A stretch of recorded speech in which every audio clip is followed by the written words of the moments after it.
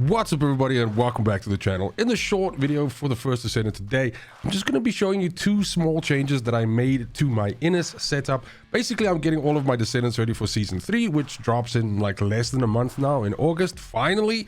And there's some changes which were actually suggested by viewers in the comments of my previous Innes videos. And I just didn't get around to it up until now, and I'm kind of pissed that I didn't, because it's really insane. So we all know that Innes got like essentially nerfed, and pretty much one of the biggest places where she did get hit was her cooldowns. And where you prior to the nerf could basically, comfortably always have at least two of her fourth ability out, essentially dealing massive AoE damage against all of the enemies, which is one of the reasons why she is a premier S tier mobber. This was very much affected by this, and essentially we kind of like struggle to get a lot of these snares out now. That's just simply not the case anymore, with some changes to the external components we're using, as well as the introduction of another mod instead of an HP mod, since that's not really a problem anymore now. The fact that we can actually have different HP stats modded onto our external components means that now we have access to massive amounts of this fourth ability, and we can essentially use it on cooldown the entire time, which I would say actually makes her better than she was before the nerf. Now, yes, we do lose a little bit of damage because we do move away from the Slayer set, which has kind of like been like a staple for her for like a super long time. But that's very much offset by the fact that you can essentially have your fourth ability on demand. And this just helps you chew through massive amounts of enemies super fast. And that's really the thing that you want, Innes to do. So quickly just going through this here, those of you that have watched my build videos with Innes before, you will notice that there's factually very little different. I'm still running Secret Garden, of course, and please refer to those previous videos for an in-depth look at everything. So I'm still running Secret Garden as I was before. My arc tuning board is still, maybe I can just quickly do this. My arc tuning board is still pretty much exactly the same. I've got electric cohesion as my mutant cell, and I'm picking up as much critical hit damage as I can over here, while also getting range and skill cost and cooldown. And of course also just picking up a shitload of skill power. So our first big change then is, instead of using Slayer, we are actually using Bravery. Now, this external set doesn't give you any additional damage, which is primarily the reason why we use Slayer, but it does give you a little bit of survivability with some more max shield, but that's not really why we want it.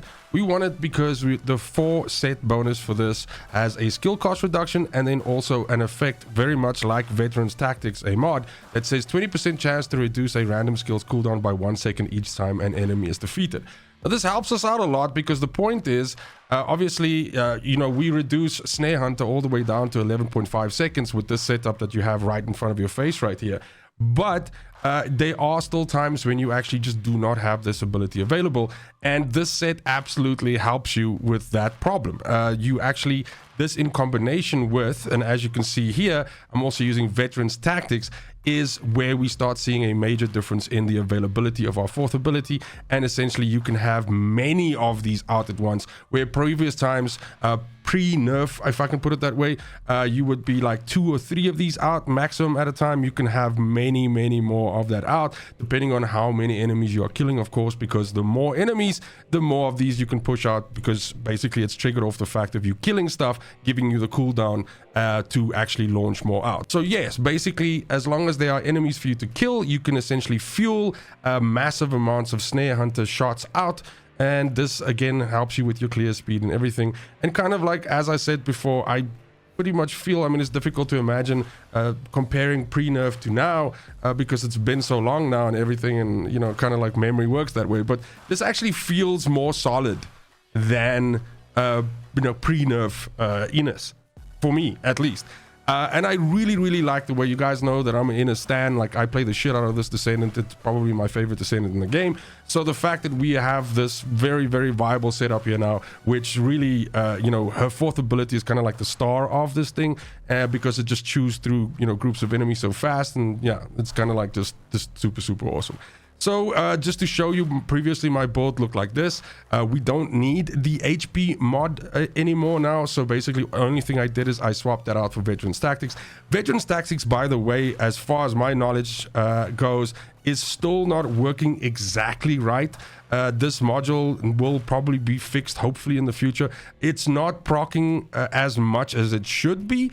And hopefully this is something that's being looked at, and that, you know, by the time season 3 drops, this will not be an issue anymore.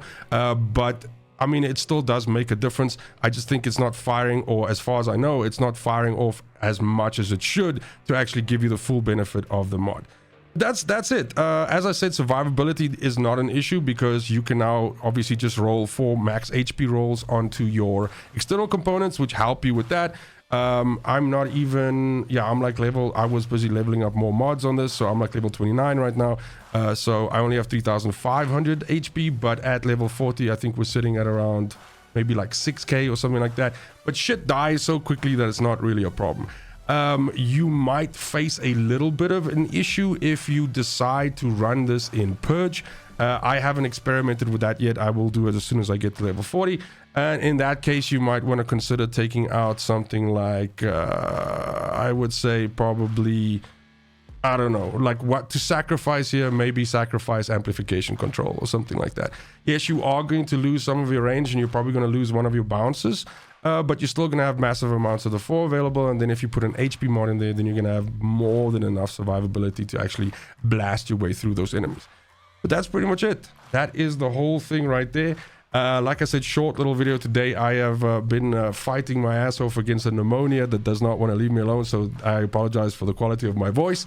Once I get through with that shit, we're gonna get some more videos out and everything, because I've been trying to not cough and it's taking like all the concentration I can muster. But thank you very much for watching. Thanks for all the support, everything. Enjoy the video. See you next video, and as always, fucking cheers.